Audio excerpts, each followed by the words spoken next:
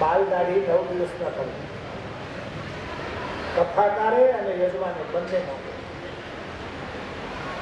યજમાને પતિ પત્નીએ ભૂમિશયન કરવું, બ્રહ્મચર્યનું પાલન કરવું, શક્ય હોય તો એક ટાઈમ જમવું, ઈચ્છા થાય તો ઉપવાસ કરવો.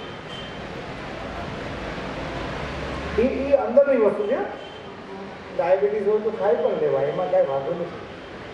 શરીર રાખતા ધર્મ છે. કોઈ સાથે આટલા દિવસ ક્રોધ ન કરે. આ બધા શ્રોતા અને વક્તાના નિયમો છે. નખ આદિ પંચકેશ ન કરવા, શિવરાજી નખ પણ ન કાપવા, દ્રષ્ટિથી પણ વિકાર ન કરાવો. આ બધા શ્રોતા અને વક્તાના નિયમો.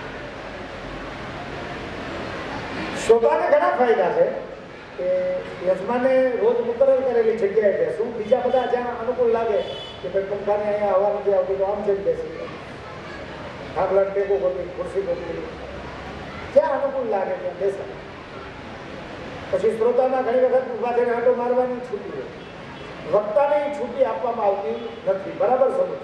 વક્તા એને જ કહેવાય એક વખત વ્યાસપીઠે બે પગ લગાડી દે પછી એનું આસન પણ પરિવર્તન થવું ન જોઈએ. કથાકાર એ જ છે, વચ્ચેથી ઉતરી પાણી પીવે, ચા પીવે, એ વર્જ છે, નિષેધ છે. કથાકારે વચ્ચે કાંઈ પણ લઈ ન શકાય, મોઢામાં કાંઈ મૂકી ન શકાય. 5 કલાક હોય કે 6 કલાક હોય, એક વખત આસન લગાડ્યું. જે સંકલ્પથી તમે કથા વાંચો એ સંકલ્પથી વચ્ચે આસન છોડાતું નથી.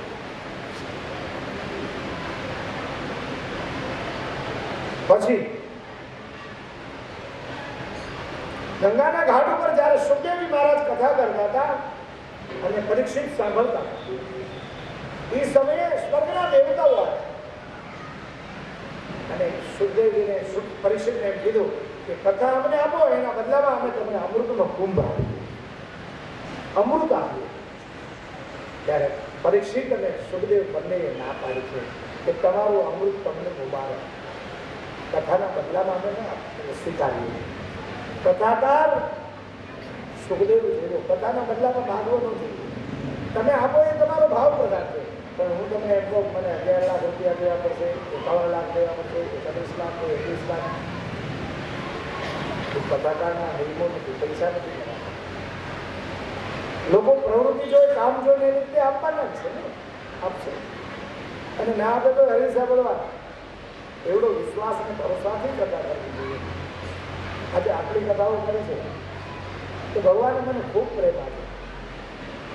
આમાંથી જે લોકો માનવ મંદિર આવી ગયા એમને જોયું છે, કેવળ 3.5 વર્ષની આયુષ્ય છે માનવ મંદિર. આટલા પૈસા વપરાના છે, કોઈ દિવસ ફાળો કર્યો નથી, કોઈ દિવસ કંઈ જાહેરાત આપી નથી, અને આટલા પૈસા વપરાના છે એ આ કથાના બદલાનો પ્રેમ. ઈશ્વર આપે છે, શું કામ ના આપે?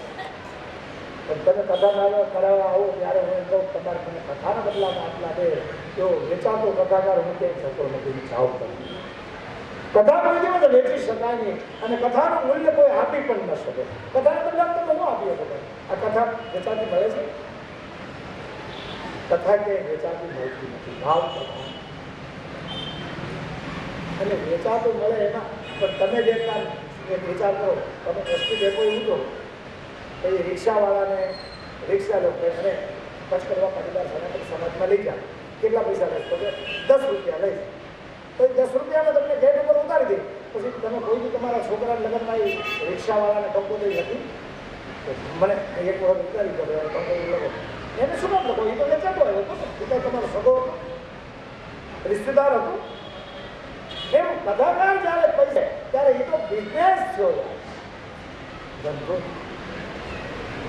બિઝનેસમેન પાસેથી વસ્તુ લઈ શકાય, સત્સંગ કોઈ દિવસ ના લઈ શકાય. એ તો એમ માનશે મને આટલા પૈસા દીધા હું આટલું બોલીશ, આટલો દીધા આટલું બોલીશ. આપણે કથાનો કોઈ દિવસ બદલાની ભાવના નથી, અને કથાના બદલામાં આપી પણ શું શકાય? સ્વર્ગના દેવતાઓ અમૃત દેવા આવ્યા અને સદાય સુખદેવજી અને પરીક્ષિત એમ કીધું તમારું અમૃત તમને મુબારક. આવડી કિંમત છે આ કથાની.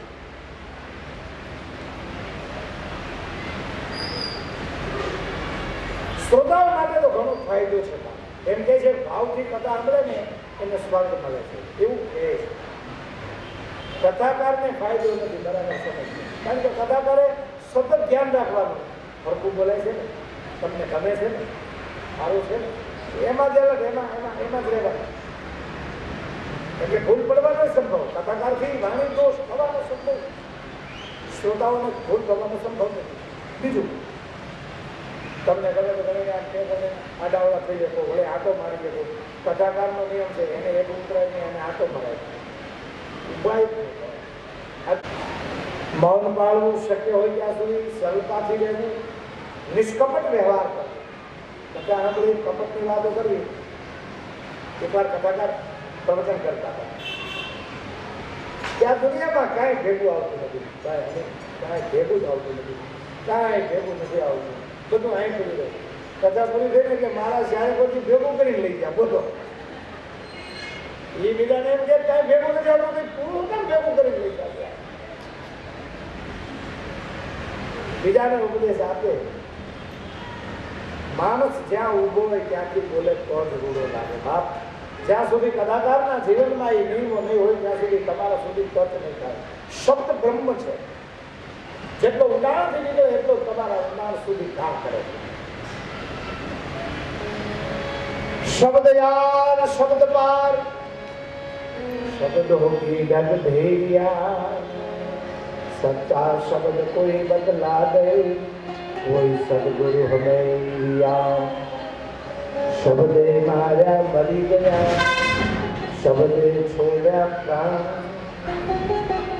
જેને જેને શબ્દ વિચાર્યા સુધર્યા સદા.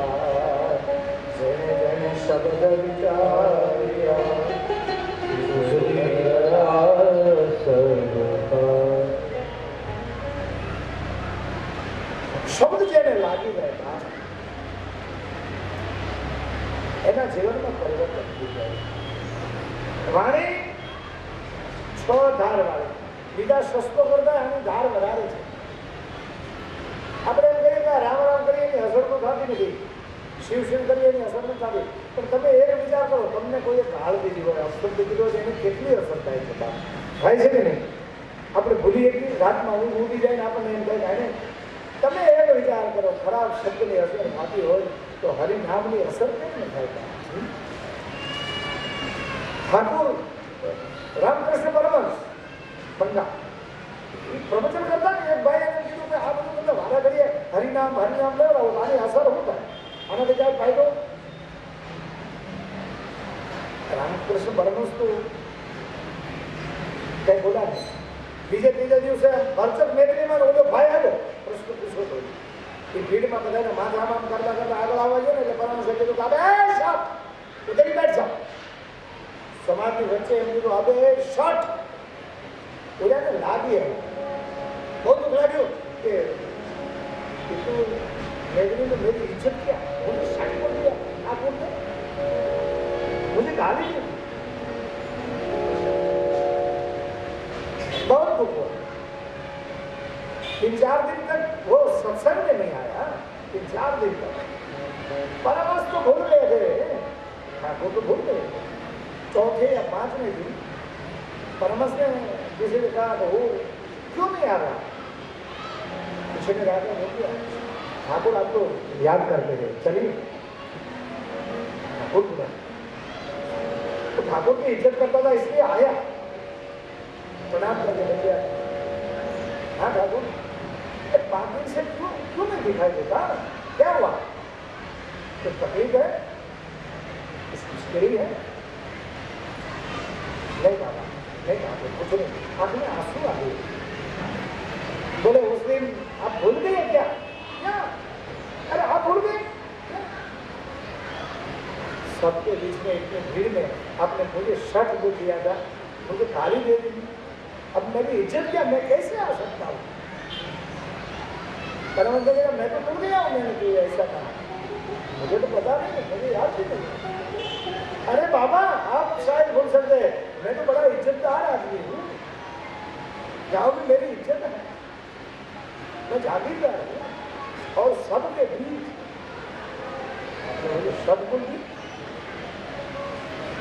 तब परमहंस मुक्त हंसना। बोले बाबा हंसने की क्या बात है? अरे बोले 4 दिन हो गए मैंने तुझे शब्द कहा तू नहीं भूल सकता, तो राम बोलने से वो राम कैसे भूल सकता? हरिनाम बोल, परमात्मा कभी नहीं भूलेंगे। एक खराब शब्द जो आपका पर आटली असर आती है, पवित्र नामની કેટલી અસર થાય બાપ। હરિનામની તાકાત છે। અને તમે જુઓ તો બધા સંપ્રદાય આ બુદ્ધ જુઓ, બુદ્ધ ધર્મ નથી આવતું। બુદ્ધમ શરણમ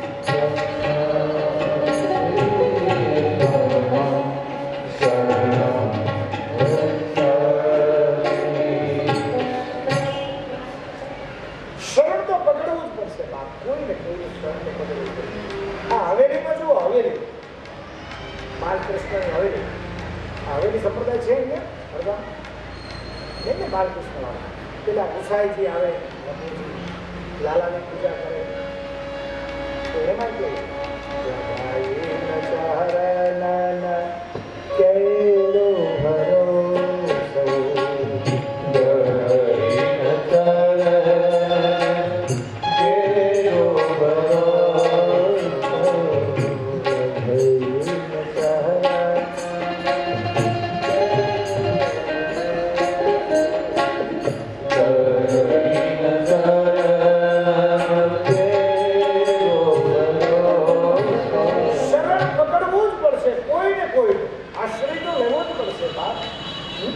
તો પછી મોડું કામ કરવું માણસો તો થઈ ગયા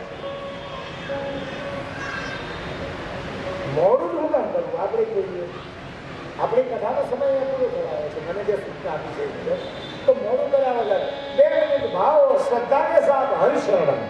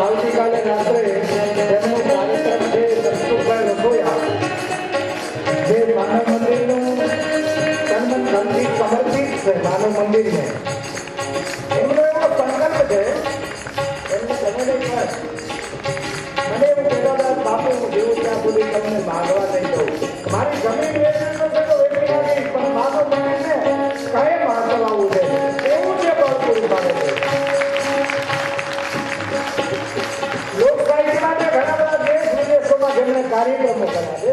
10 થી 12 દેશો 15 દેશોમાં ગયા છે. એમની ભેટ મળવી મુશ્કેલ છે, પણ ભાઈને કીધું અને એમની વાત સ્વીકારી આપણી. એટલે